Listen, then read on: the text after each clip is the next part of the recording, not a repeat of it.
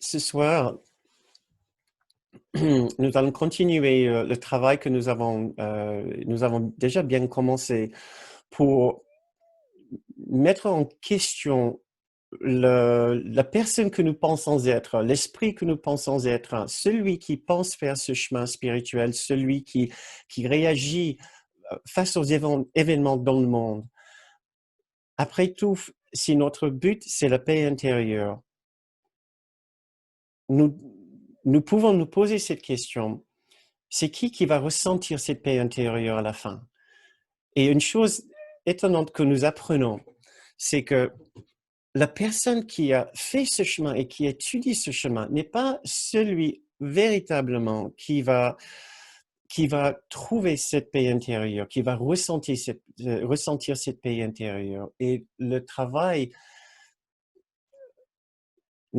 spirituel va nous demander de remettre en question l'ensemble de nos expériences, nos émotions, nos états d'esprit, nos réactions par rapport aux autres, nos souvenirs, même nos attentes pour l'avenir, puisque tout cela appartient à une certaine identité, à un certain concept de nous-mêmes, une certaine idée de nous-mêmes.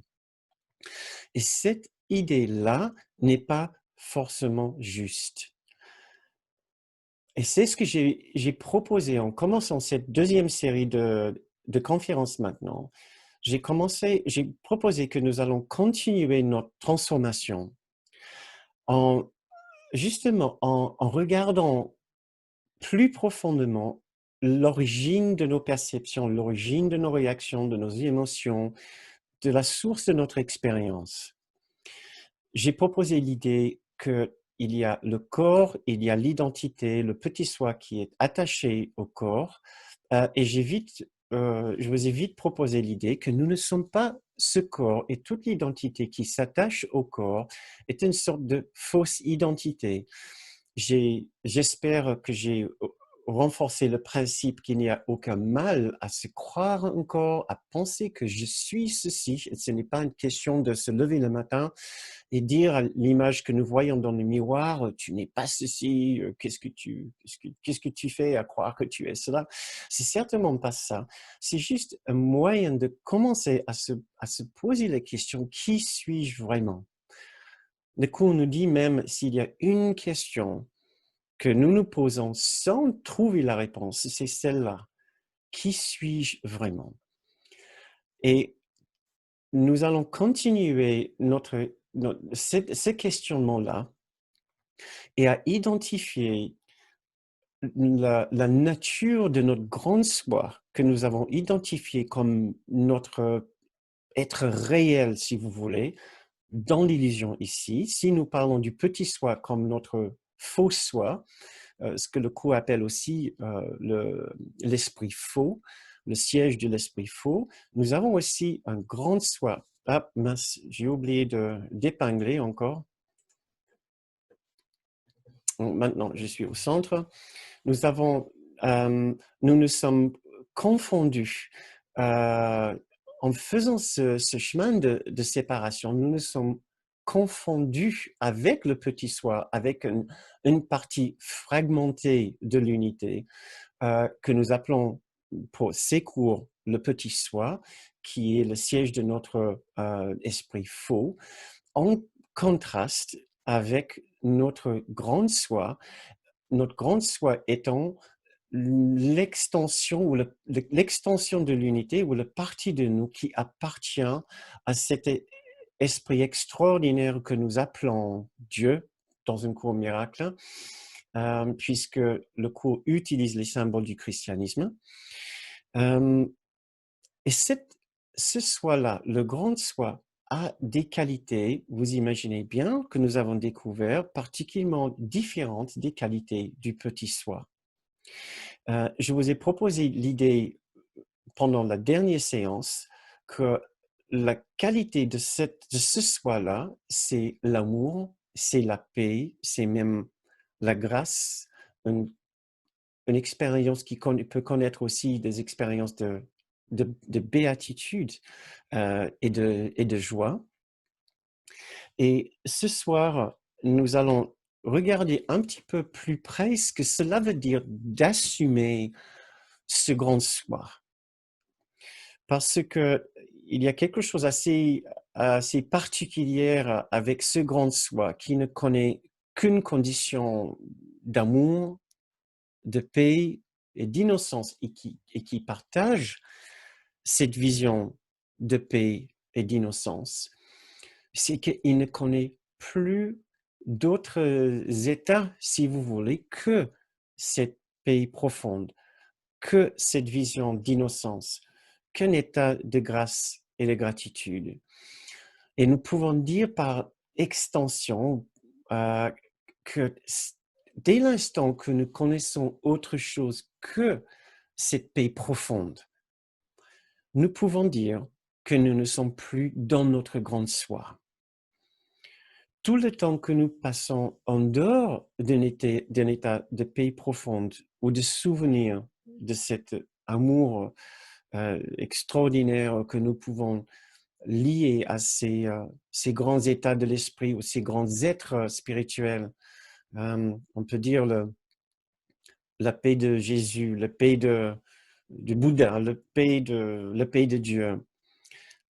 Tous les instants que nous ne sommes pas dans cet état, nous pouvons conclure que nous ne sommes pas dans notre grand soi et que nous avons encore un petit travail à faire. Ce qui est l'énorme bienfait de ce cours, c'est extrêmement facile à savoir quand nous avons un peu de travail à faire. C'est à chaque instant que nous ne ressentons plus la paix de Dieu dans nos cœurs.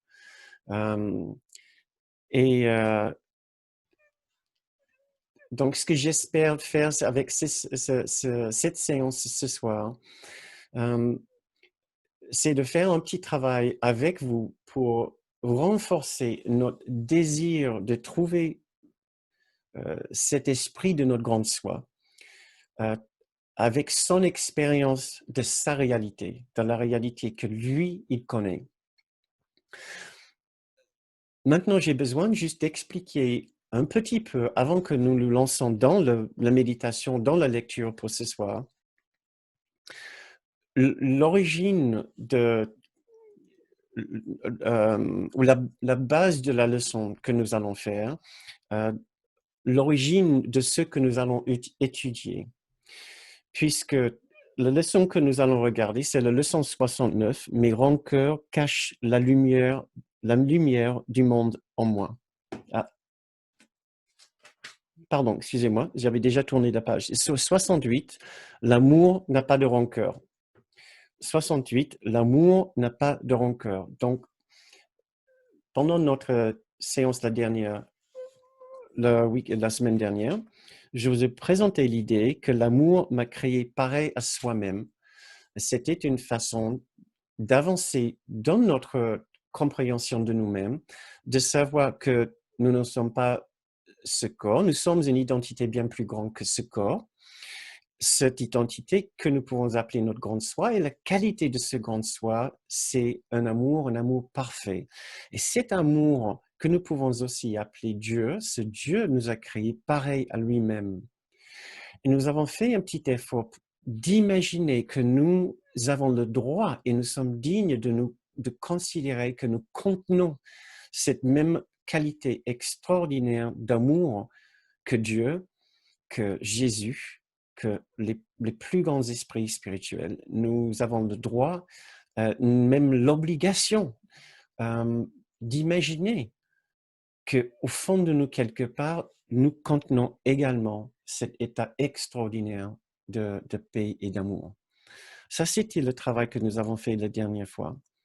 Et maintenant, dans cette leçon, notre guide dans un cours miracle nous présente l'idée que si c'est vrai que nous sommes dans notre état réel, cet amour parfait, cet amour avec un A majuscule, on peut dire, cet amour-là ne connaît pas de fléchissement, ne connaît pas d'altération, est inchangeable. Et donc, chaque fois que nous connaissons autre chose que cet état d'amour, nous pouvons constater, nous pouvons conclure que nous ne sommes plus dans notre véritable identité, dans notre véritable être.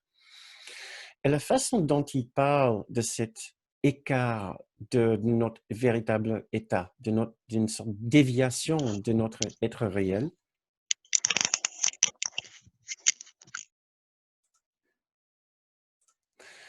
il parle de rancœur. Mais maintenant, les rancœurs sont un sujet immense et ce n'est pas simplement, je vais essayer de voir où j'ai trouvé, voilà. Les rancœurs ne sont pas simplement juste une petite amertume après quelqu'un. Les rancœurs, c'est la façon dont Jésus, notre guide dans ce cours, essaie de nous parler de tout ce qui est un sentiment négatif, une pensée négative, un jugement, un instant de critique, tout ce qui n'est pas une qualité d'amour, de compassion et de bienveillance envers une autre personne. Et je suis allé sur Word et j'ai regardé les synonymes pour rancœur et j'ai trouvé hostilité, amertume, animosité. Et quand je lis cette liste, j'ai envie que vous songiez à votre expérience ordinaire de la vie. Comment vous êtes en temps normal, sans prétendre d'être une personne spirituelle, puisque c'est pas notre but. On veut que notre véritable spiritualité se révèle tout à fait naturellement une fois que nous arrivons à enlever ce qui empêche notre véritable état de paraître, d'être présent. Souvenez-vous, le but d'un cours miracle est de nous aider à enlever les obstacles à la présence de l'amour. L'amour qui est en nous, l'amour dont on fait partie. Cela va devenir évident en nous et dans notre expérience dès l'instant que nous arrivons à enlever tout notre investissement dans ce qui n'est pas cet amour. Qu'est-ce qui n'est pas cet amour?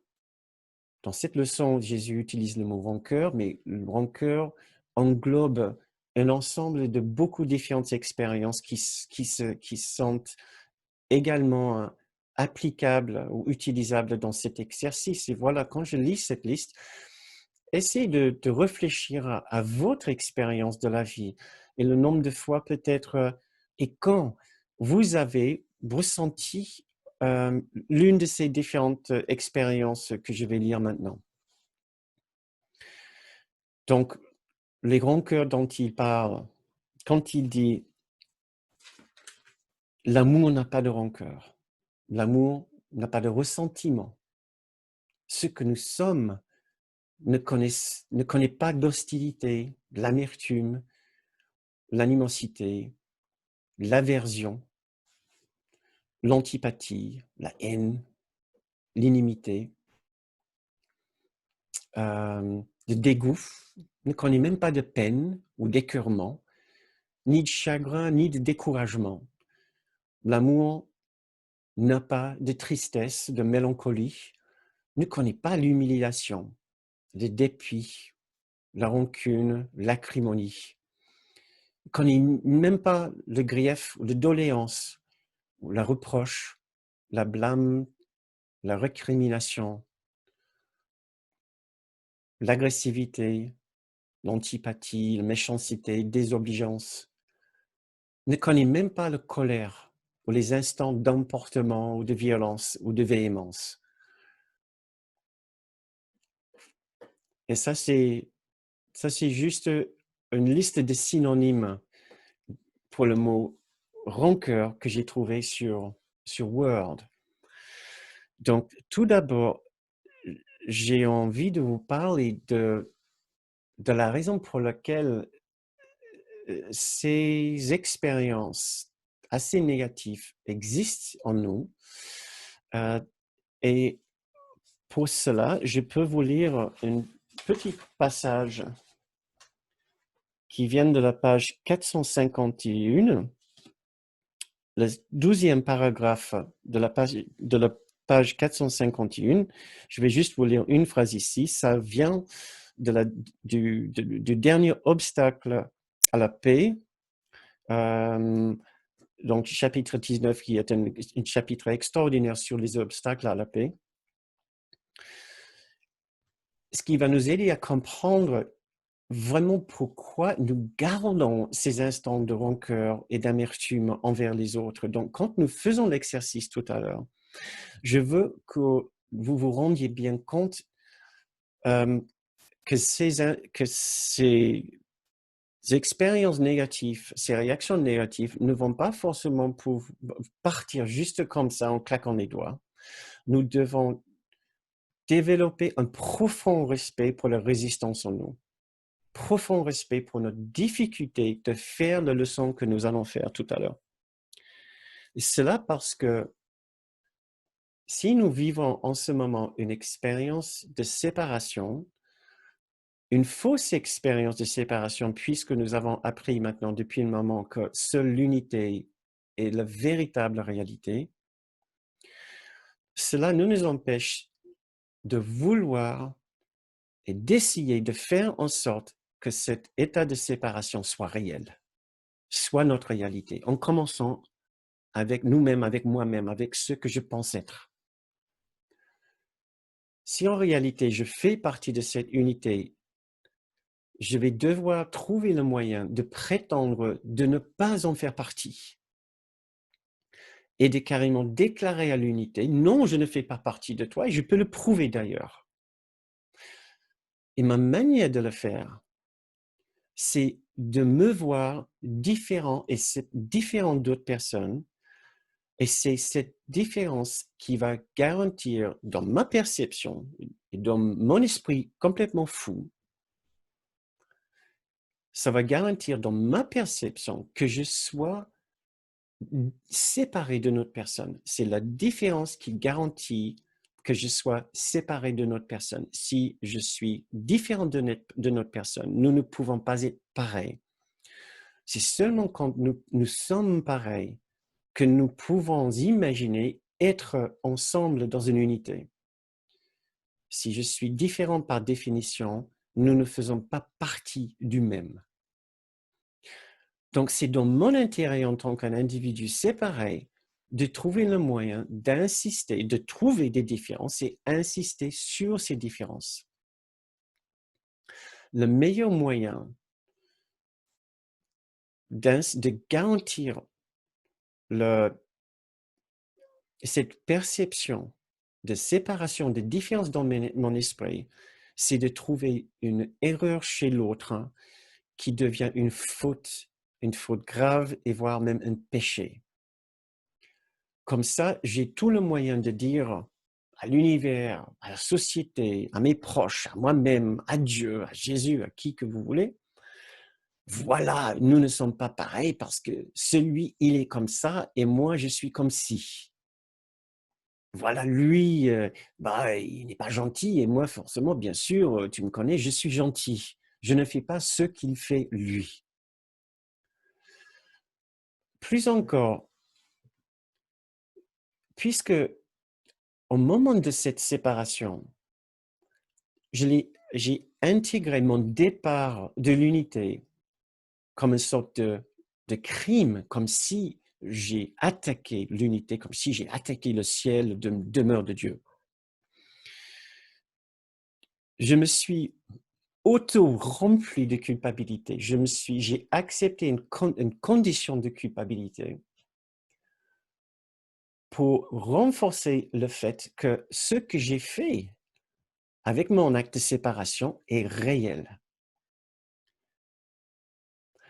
C'est simple, c'est seulement parce que j'insiste que mon attaque sur l'unité est réelle que je peux continuer à dire je suis séparé. Sinon, je vais vite me rendre à l'évidence que je ne suis pas séparé et l'unité va paraître dans toute sa splendeur dans mon esprit. Mais c'est ce que je veux prévenir à tout prix. Donc moi, j'insiste que la séparation est réelle. Comment je le sais? Puisque je l'ai agressé et je l'ai attaqué et maintenant j'accepte que j'ai attaqué le ciel, la demeure de Dieu, l'unité. Je paye le prix avec ma culpabilité, sauf que je ne supporte pas cette culpabilité. Et moi, dans mon petit soi, mon but maintenant, c'est d'avoir le beurre et l'argent du beurre de la séparation. Ce qui veut dire, je veux être séparé, mais je veux l'innocence du ciel quand même, parce que j'aimais bien l'innocence du ciel.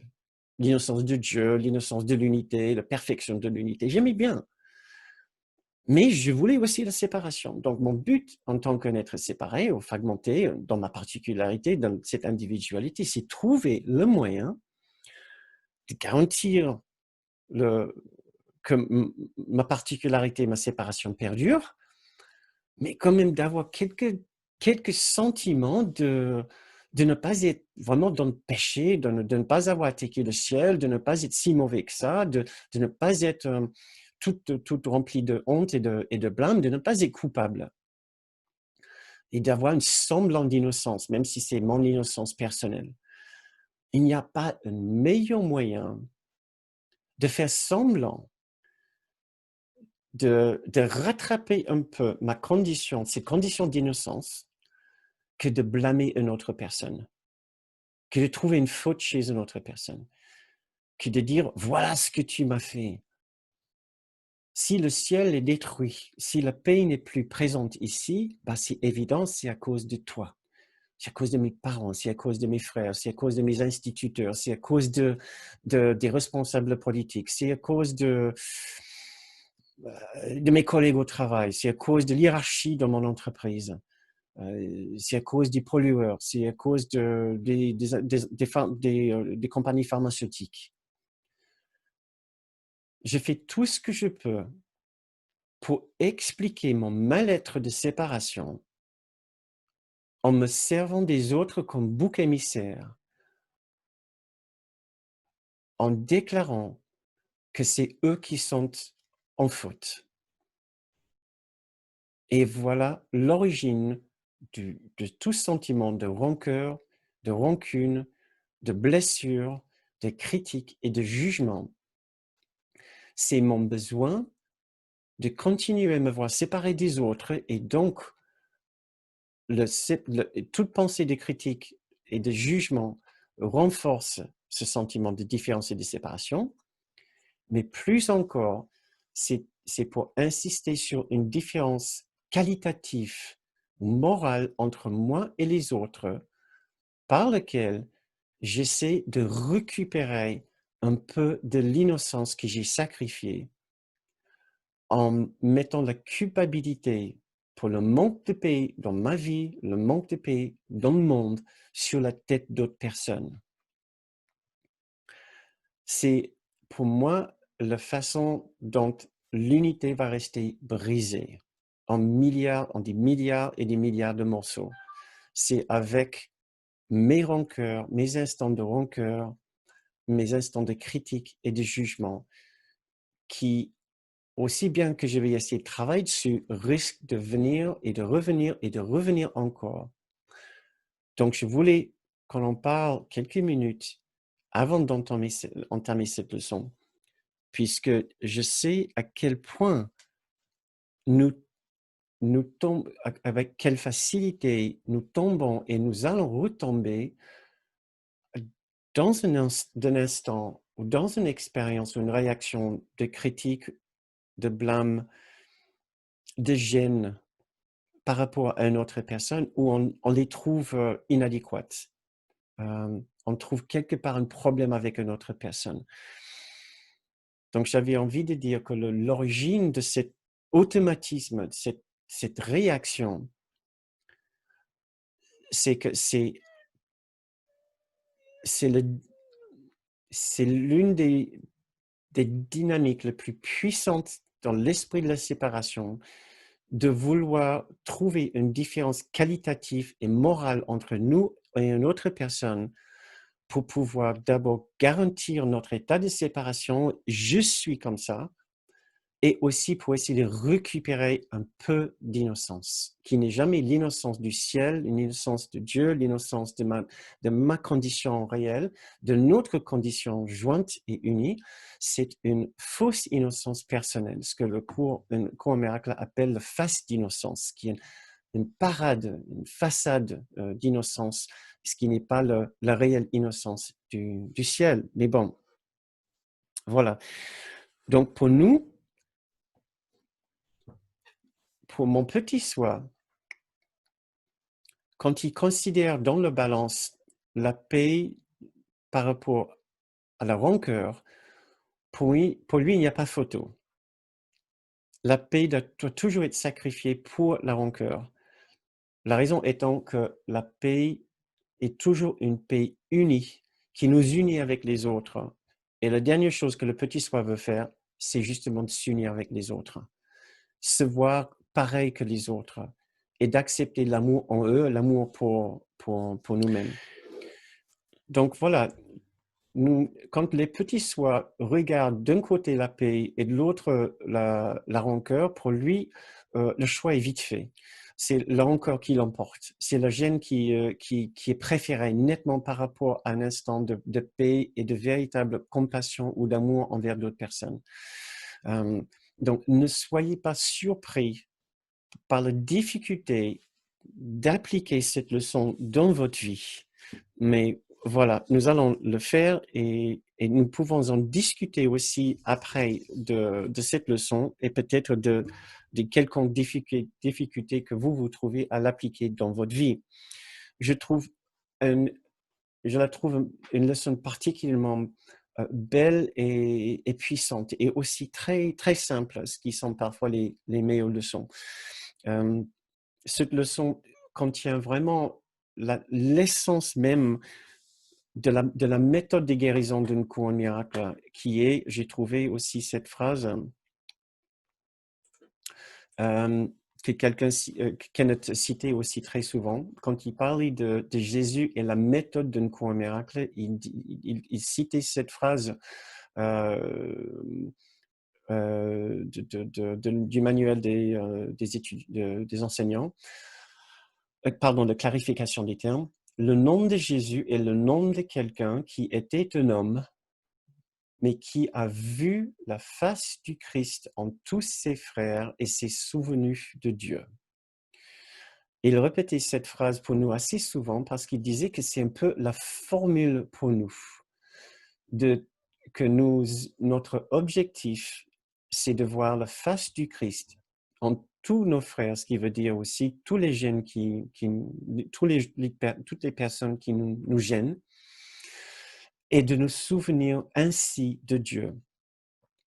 Pour faire le rapprochement avec notre schéma d'unité et de dualité, voir la face du Christ et voir les traces de l'unité, voir au-delà de la particularité de la personne, pour voir l'extension de l'unité dans cette personne, puisque nous avons défini le Christ comme l'extension de Dieu, en étant parfaitement en égalité et parfaitement le même que Dieu, mais étant tout de même une extension du principe de Dieu. Donc, nous voyons l'extension de cette perfection dans la face de chacun de nos frères, et ainsi nous nous souvenons de Dieu. Une fois que nous avons vu la face de la réalité de Dieu en chaque personne, nous voyons ainsi, c'est ce qui prépare notre esprit pour cet instant extraordinaire d'éveil où nous comprenons enfin la nature de cette unité extraordinaire, qui est cet état d'amour que nous appelons Dieu, que nous appelons l'unité parfaite.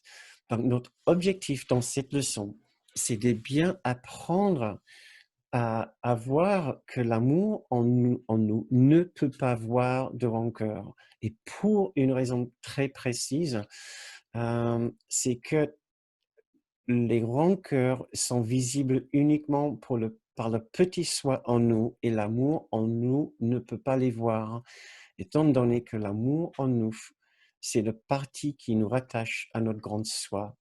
Le grand soi ne fait pas attention au petit soi des autres. Il peut constater l'existence du petit soi chez les autres, mais il n'y prête pas attention. Je vais lire: toi que l'amour a créé pareil à soi-même, tu ne peux pas avoir de rancœur et connaître ton grand soi. parce que les rancœurs nous rattachent à notre petit soi. Il y a seulement notre petit soi qui connaissent les rancœurs. Et ce que j'ai oublié de dire, c'est que soi ici était écrit avec un S majuscule, donc j'aurais dû le lire comme ça. Toi que l'amour a créé pareil à soi-même, tu ne peux pas avoir de rancœur et connaître ton grand soi. Avoir de la rancœur, c'est oublier qui tu es.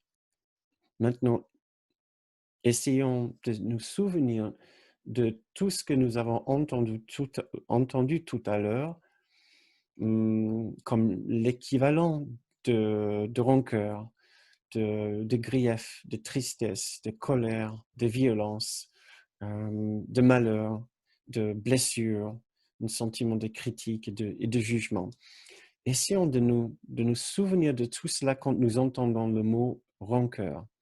Avoir de la rancœur, donc tous ces autres mots aussi, c'est oublier qui tu es. Nous ne pouvons pas savoir qui nous sommes et connaître le rancœur en même temps. Avoir de la rancœur, c'est te voir toi-même comme un corps. Nous avons déjà appris qu'il n'y a que le petit soi qui se voit attaché à un corps et uniquement un corps.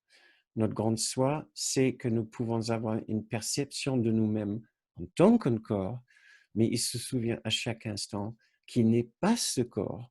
Il est bien plus grand que ce corps. Avoir de la rancœur, c'est laisser l'ego gouverner ton esprit et condamner le corps à la mort. Tu ne te rends peut-être pas encore pleinement compte de ce que cela fait à ton esprit d'avoir des rancœurs. Pensons encore à tous ces autres mots que j'ai utilisés pour parler de rancœur, tous ces autres synonymes. Pensez à tous les instants que nous avons ressenti ces autres expériences. Et quand il dit ici, tu ne te rends peut-être pas encore pleinement compte de ce que cela fait à ton esprit d'avoir des rancœurs. Cela semble te couper de ta source et te rendre différent de lui. Cela te fait croire que ta source, qu'il, donc en parlant de Dieu, qu'il est pareil à ce que tu penses être devenu, car nul ne peut concevoir son créateur différent de soi-même. Ça, c'est un principe tellement important dans le cours, que nous ne pouvons pas concevoir notre créateur, notre source différente de notre propre concept de nous-mêmes. Donc, nous avons tout intérêt à nous voir différemment, d'où l'importance de la leçon précédente, 67, que nous ferions tous bien de relire, puisque cela va nous aider à changer notre concept de nous-mêmes pour pouvoir changer notre concept de Dieu. Vous vous souvenez peut-être de cette phrase, je ne sais pas maintenant si c'est pas Descartes qui l'a dit, Dieu nous a créé son image et nous lui avons rendu pareil, quelque chose comme ça. Nous avons créé Dieu à notre image. Voilà, nous ne pouvons pas concevoir un Dieu différent de nous-mêmes. C'est pour ça que la Bible est le reflet le Dieu de la Bible est un reflet de l'ego. Parce que c'est les égos qui ont imaginé le Dieu biblique. En dehors, bien sûr, de certains passages magnifiques de la Bible, mais en général, en gros, l'image de Dieu dans la Bible est une sorte de grand ego. Car celui qui a des rancœurs nie qu'il a été créé par l'amour, et son créateur est devenu apeurant pour lui dans son rêve de haine. Donc encore, celui qui a des rancœurs nie qu'il a été créé par l'amour, et son créateur devenu apeurant pour lui dans son rêve de haine. Nous avons tout intérêt, et c'est à ce point important que nous remettons en cause nos rancœurs. Tout instant de rancœur, et l'instant de rancœur, comme je vous ai dit tout à l'heure, est aussi des sentiments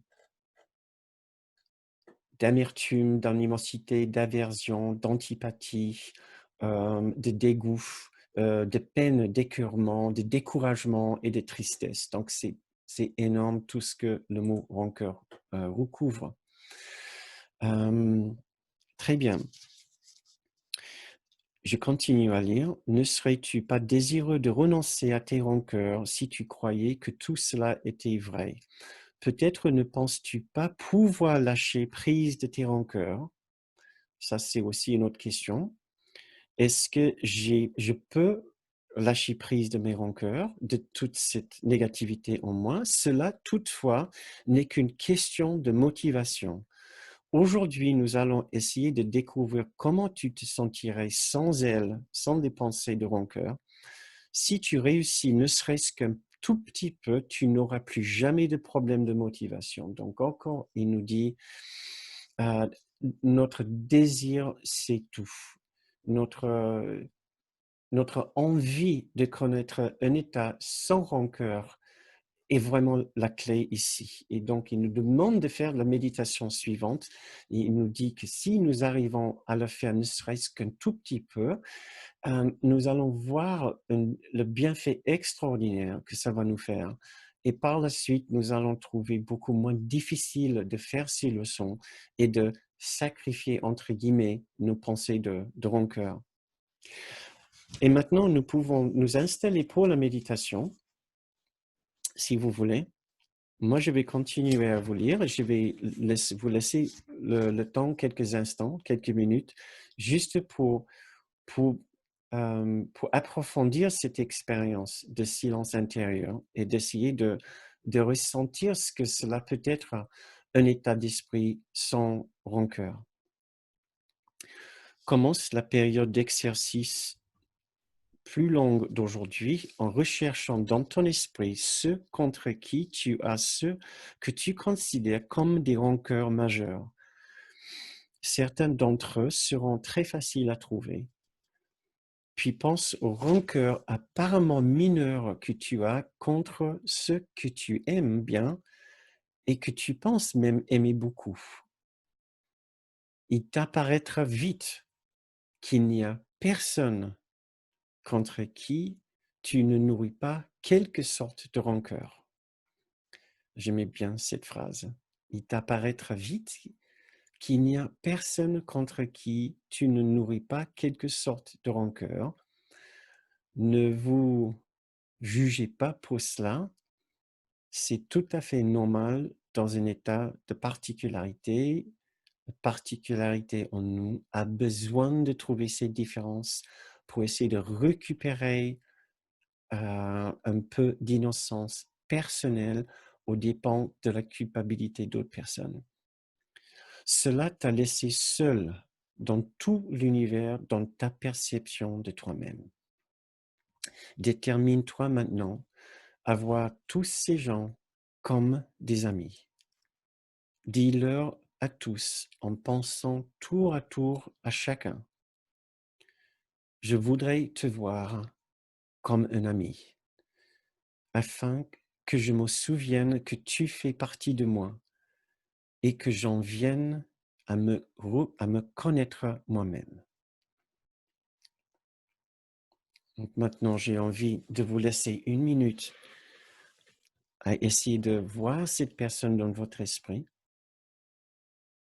et essayer de vous voir parler avec cette personne de cette façon, en lui disant, je voudrais te voir comme un ami, afin que je me souvienne que tu fais partie de moi et que j'en vienne à me connaître moi-même.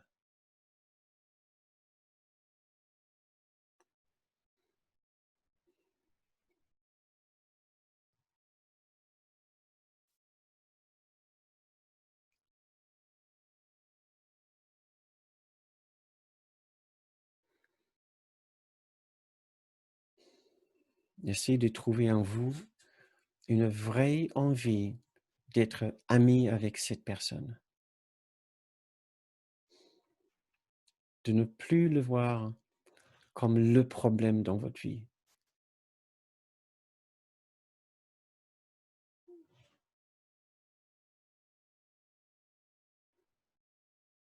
de ne plus le voir comme la personne qui vous cause du chagrin,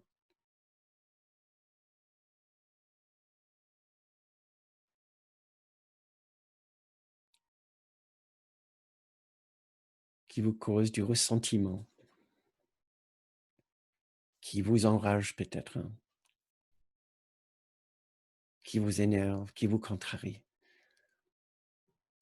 Cette personne n'est pas que ça, que la personnalité difficile qu'elle est. Elle fait aussi partie de cet magnifique esprit que nous appelons le Christ. Essayez maintenant d'appeler cette personne amie. Et sachez pourquoi, afin que vous puissiez vous souvenir que vous faites partie d'une unité ensemble, pour que vous puissiez vous connaître vous-même. Si vous avez fait une personne, essayez de passer à une autre personne. Pensez à vos collègues, personnes dans votre voisinage, dans votre communauté. Pensez plus loin peut-être aux personnes dans la vie publique.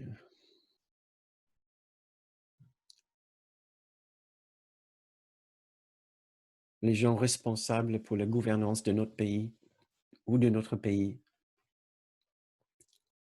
responsables pour une condition économique ou écologique. Trouvez en vous l'envie de voir ces personnes comme vos amis, dans l'esprit.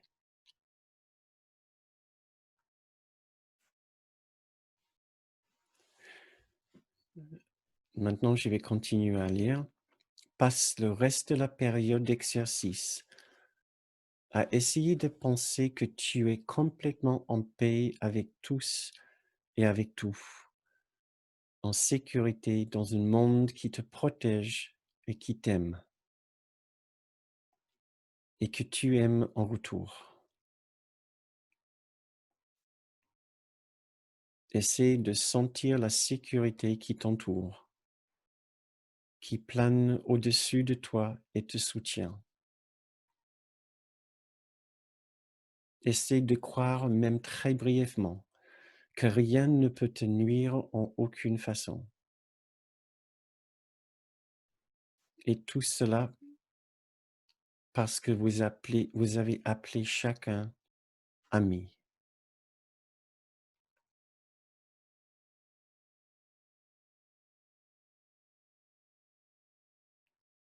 Je vais relire.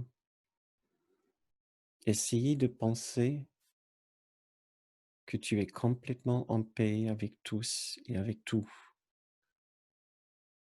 en sécurité dans un monde qui te protège et qui t'aime, et que tu aimes en retour. Essaye de sentir la sécurité qui t'entoure, qui plane au-dessus de toi et te soutient. Essaye de croire, même très brièvement, que rien ne peut te nuire en aucune façon.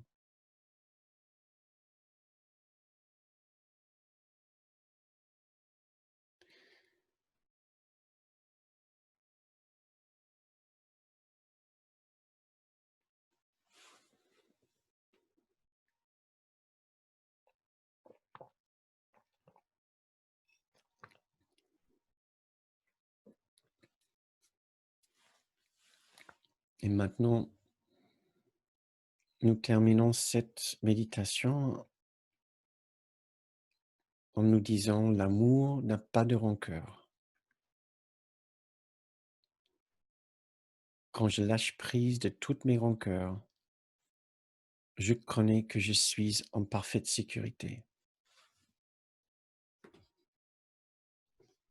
L'amour n'a pas de rancœur. Je voudrais m'éveiller à mon grand soi en mettant de côté toutes mes rancœurs et en m'éveillant en lui.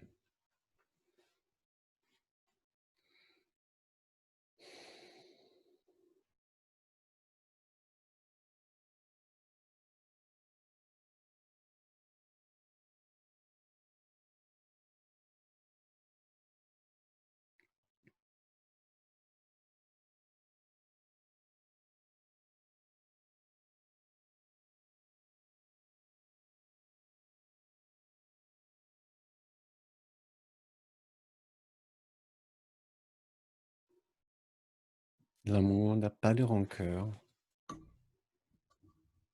Je voudrais m'éveiller à mon soi, à mon grand soi, en mettant de côté toutes mes rancœurs et en m'éveillant en lui.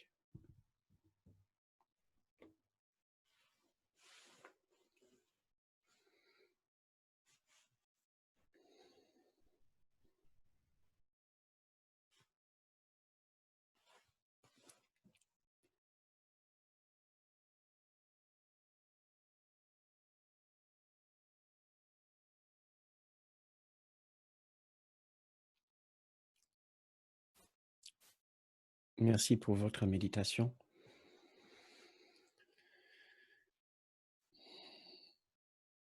C'est assez extraordinaire de penser qu'il y a une partie de nous où véritablement et sans exagération, il n'y a pas de rancœur, il n'y a pas d'amertume, il n'y a pas de sentiment de blessure, il n'y a pas d'animosité, il n'y a plus d'hostilité, il n'y a plus le moindre sentiment d'exclusion envers une autre personne. Il n'y a qu'un extraordinaire élan d'inclusion, où nous avons envie de considérer chacun comme ami.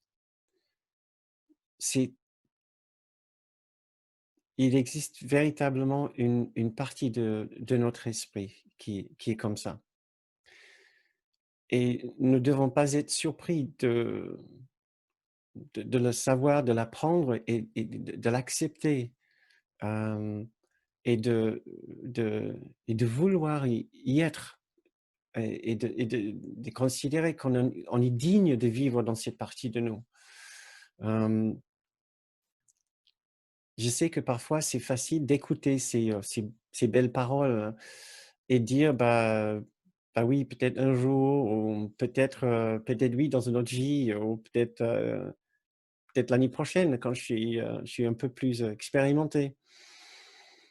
Mais il n'y a rien qui nous empêche ce soir ou demain de commencer à avoir une expérience où nous lâchons prise des problèmes que nous avons eus avec d'autres personnes.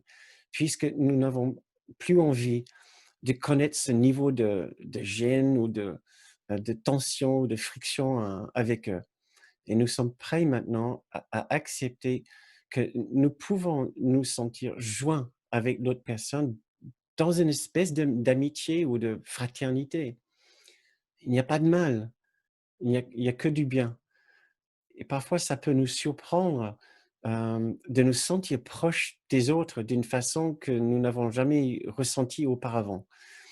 Et c'est ce qu'on essaie d'encourager, ces genres de surprises, particulièrement, joyeuses. Donc, je vous souhaite vraiment une belle pratique, heu, avec désir et envie, de cette leçon, de ces 2 leçons que nous avons pratiquées, récemment.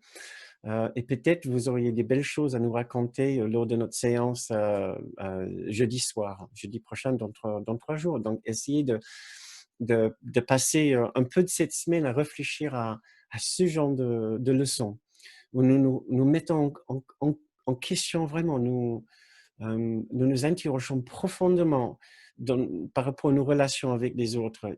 Est-ce que l'amour en nous connaît véritablement ce sentiment d'exclusion de cette personne? Mais non, bien sûr que non. L'amour en nous connaît cette autre personne comme un vrai ami, comme un frère. Cela ne veut pas dire qu'on fait confiance, bien sûr, en l'ego de chacun. Non, bien sûr que non.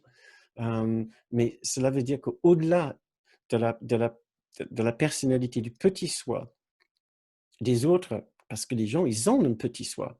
Ça ne veut pas dire parce que nous arrivons à voir au-delà de petit soi, que soudain, ça neutralise leur petit soi. Eux, ils acceptent encore le petit soi. Donc, il faut pas croire maintenant que ça va changer le comportement d'autres personnes, mais ça va tout changer dans notre expérience de ces autres personnes. Euh, donc voilà pour, la première partie de notre soirée, de notre soirée. Si vous devez partir, nous comprenons bien. Moi, je peux rester encore un certain temps pour rester discuter avec vous et recevoir des questions si vous en avez. Si nos séances continuent à vous enrichir et vous donner de la matière pour votre chemin, nous sommes toujours très heureux de recevoir un soutien de votre part que vous pouvez faire en allant sur le site bernardgroom.com. Très bien. Et si nous ouvrons donc maintenant notre plateforme, notre soirée à vous, vos questions, vos commentaires, comment vous avez trouvé cet exercice et quelle était votre expérience